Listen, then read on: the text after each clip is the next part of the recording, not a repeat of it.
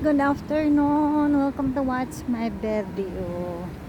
So, nandito po kami ngayon sa Clover Baywalk, guys, sa kanilang boulevard. So, ito makikita po natin ngayon ang sitwasyon ng weather sa Clover, guys.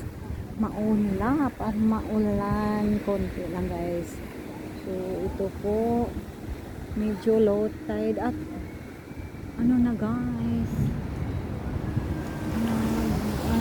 nag-high tide na po sa ngayon, guys. Tingnan po nyo ang mga alon. So, lumalaki, guys, at wala na po tayong makikita na mga stone or mga rocks sa dagat, guys. Ang dalampasigan na nila, guys, ay may tubig na. Kanina low tide pa doon. So, ayun, ang lakas na po ng ano, guys, makikita natin ang alon. So, pwede na po sila sa ngayon mag-surf dito. So, pero walang nagpa-practice sa ngayon, guys.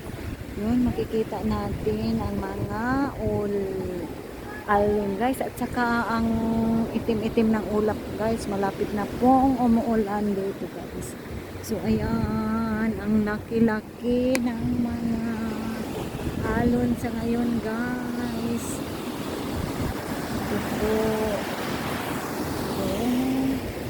So, high tide na po, guys. So, kanina pag abot namin dito is low tide pa. So, wala pa kami makikita na alon. So, sa ngayon, ang laki na ng mga alon, guys. So, ito na po, guys. Ito na po kami. Thank you for watching my video. God bless.